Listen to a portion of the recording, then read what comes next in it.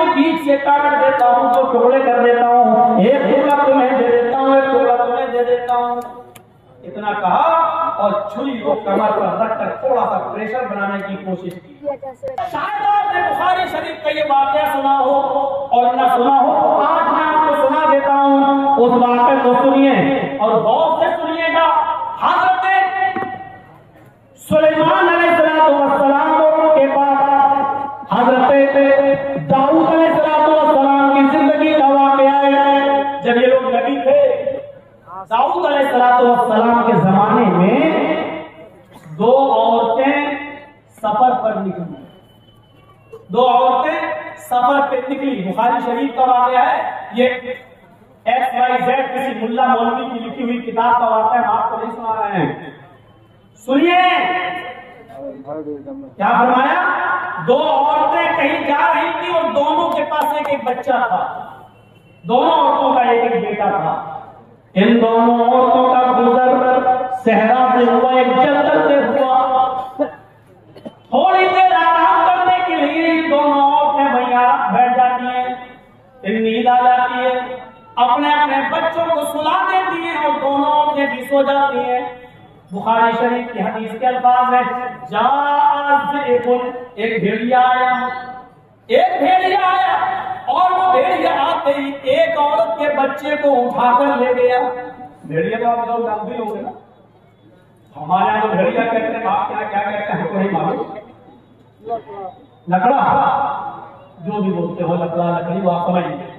भेड़िया आया और जो जंगल में निकलते हैं और बकरियां बकरियों को फाड़ देते हैं, खा जाते हैं, हमारे यहाँ उसको भेड़िया बोलते हैं। तो एक भेड़िया आया और एक औरत के बच्चे को उठाकर ले गया।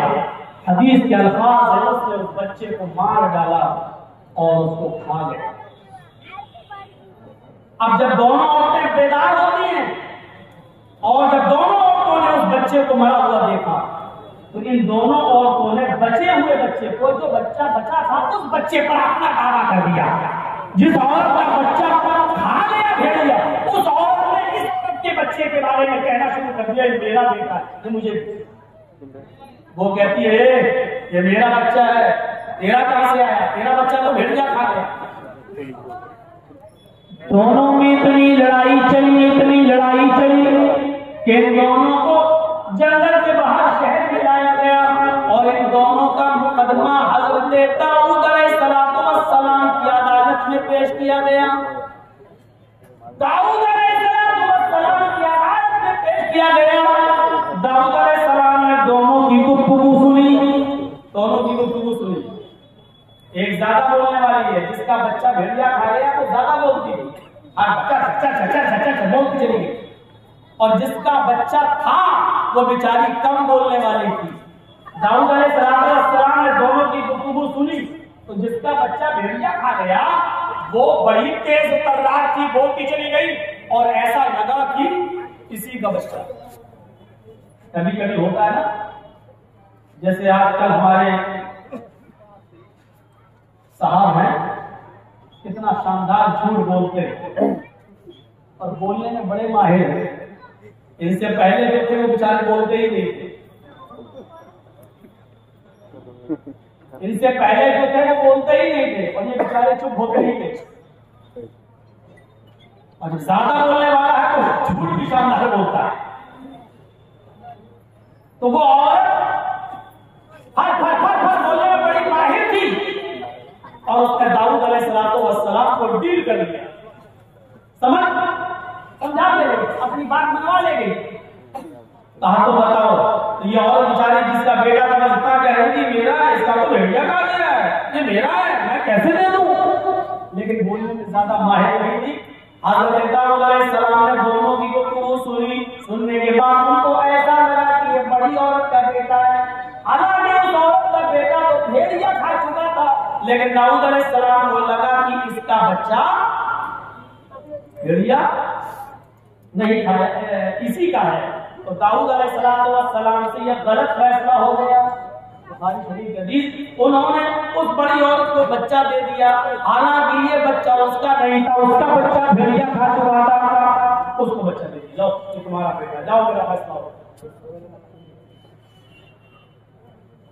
नबियों से गलती नहीं हो सकती है, ये मेरा अकीदा है।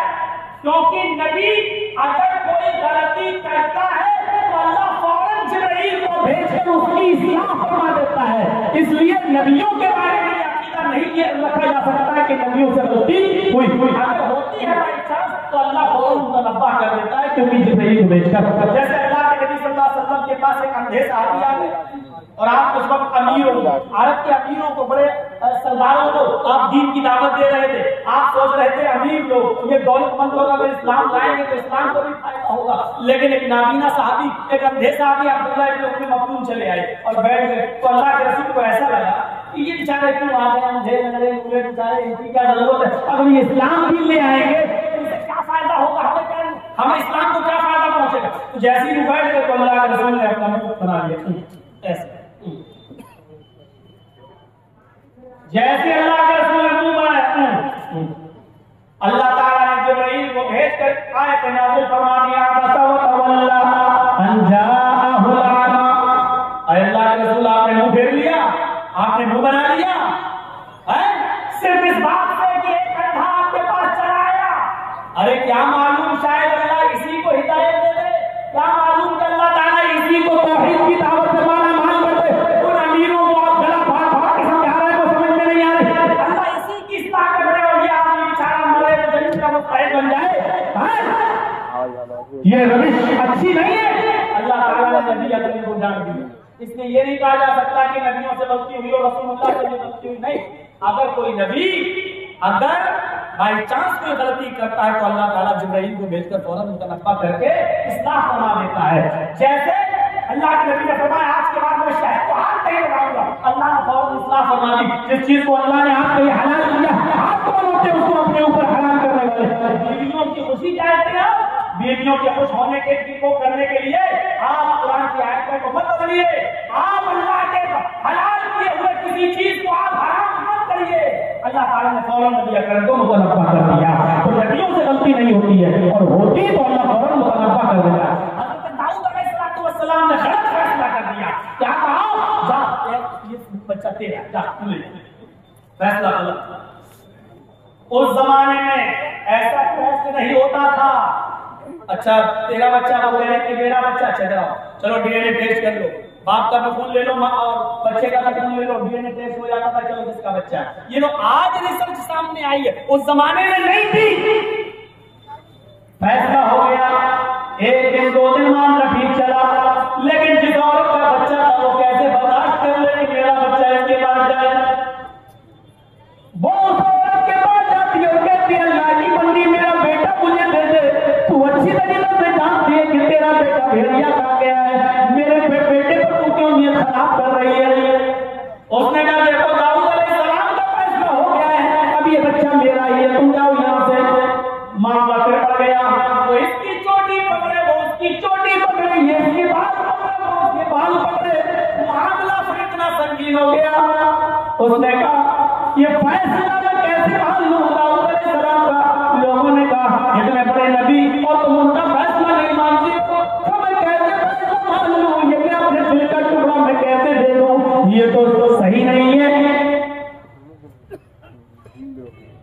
चलो दूसरे नबी के पास चलते हैं, चलो वहां फैसला करा लेते हैं। सब लोग सुलेमान अलैहिस्सलाम के पास लेके आए। सुलेमान अलैहिस्सलाम कौन थे, दाऊद अलैहिस्सलाम के बेटे। सुलेमान अलैहिस्सलाम बेटे थे दाऊद अलैहिस्सलाम के। ये मुकदमा सुलेमान अलैहिस्सलाम के पास आया। सुलेमान अलैहिस्सलाम से दोनों की गुफ्तगू सुनी। सुलेमान अलैहिस्सलाम ने दोनों की गुफ्तगू सुनी और सुनने के बाद कहा कि मैं फैसला करूंगा, तो तुम दोनों मानोगी।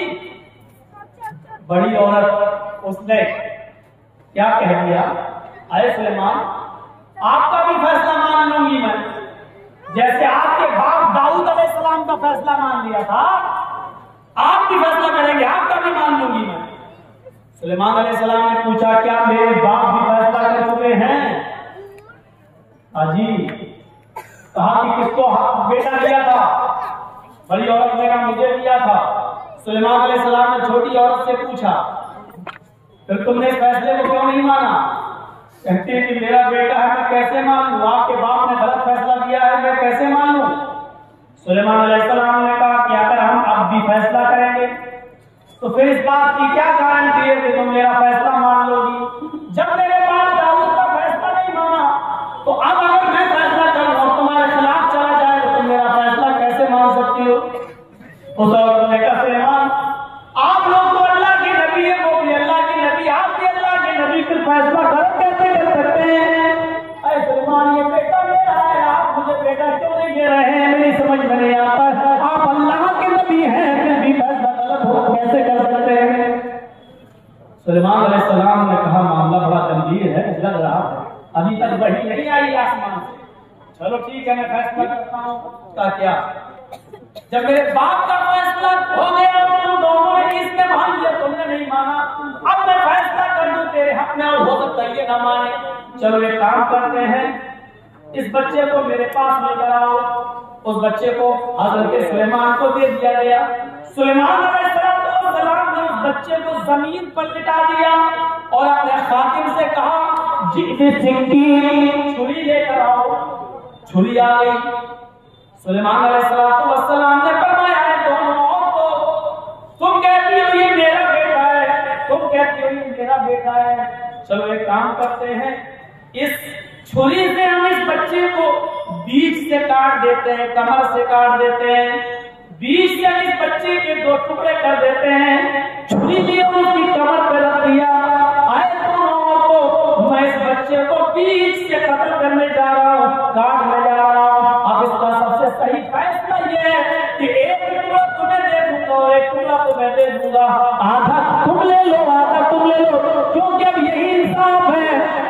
इसके अलावा इंसाफ का कोई रास्ता ही नहीं है। लिहाजा मैं इस टुकड़े को, इस बच्चे को बीच से काट देता हूँ, 2 टुकड़े कर देता हूँ, एक टुकड़ा तुम्हें दे देता हूँ, एक टुकड़ा तुम्हें दे देता हूँ। इतना कहा और छुरी को कमर पर रखकर थोड़ा सा प्रेशर बनाने की कोशिश की, थोड़ा सा प्रेशर, ताकि इनको लगे कि हाँ कत्ल करने जा रहे हैं। वरना कोई नबी से की तवक्को कैसे रखी जा सकती है कि वो एक मासूम को कत्ल करे? बिला बिला किसी कसूर के थोड़ा सा प्रेशर बनाने की कोशिश की।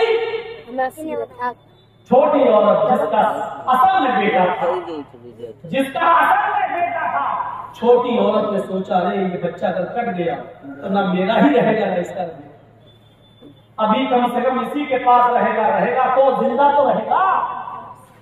इस औरत ने फौरन चीखते हुए कहा, ला तफअल हाकज़ा या उस्मान या सुलेमान, ला तफअल हाकज़ा या सुलेमान।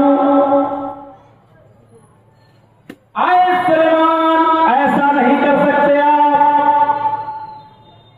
ला तफअल हाकज़ा या सुलेमान, वल्लाहि हुवा यकनुहा।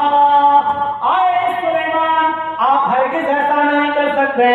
आप एक नबी होकर इस बच्चे के 2 टुकड़े कैसे कर सकते हैं? हरगिज़ आप ऐसा मत करिए। मैं अल्लाह की कसम खाकर कहती हूँ, ये उसी का बेटा है, उसी को दे दीजिए, ये मेरा बेटा नहीं है। मैं झूठ बोल रही हूँ। आए सुलेमान, ये मेरा बेटा नहीं है। वल्लाहि हुवा इब्नुहा, अल्लाह की कसम ये उसी का बेटा है, उसी को दे दीजिए। मैं इसकी माँ नहीं हूँ। ये सही बोल रही थी, आपकी बाप दाऊद का फैसला सही था, इस बच्चे को उसी को दे दीजिए, ये मेरा बेटा नहीं है। ये कहती है और उसकी आंखों से आंसू निकलते हैं, दाद किताब होती है और अपने आंसू को पोंछती हुई वो सुलेमान के कमरे से, सुलेमान के रूम से बाहर जाने लगती है।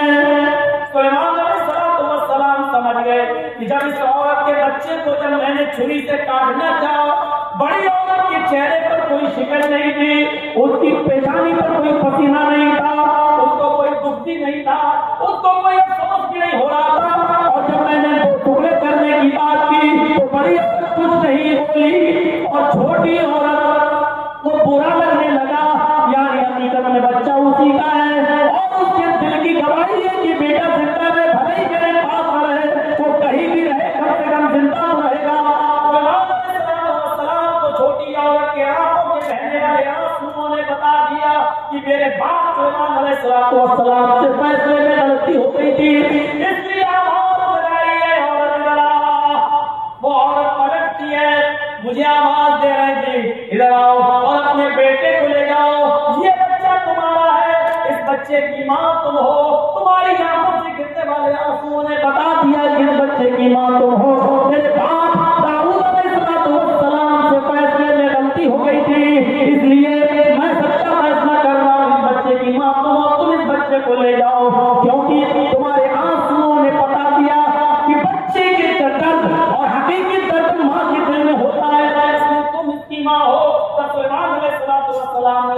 तो उस औरत के हवाले कर दिया जिसका वो बच्चा था। पूरा वाक़या बताने का मकसद ये था मेरे भाइयों की दाऊद अलैहिस्सलाम से गलती हो रही है और जिब्राइल के पास से कोई वही अल्लाह के पास से नहीं आई, इसलिए दाऊद अलैहिस्सलाम भी खता कर गए।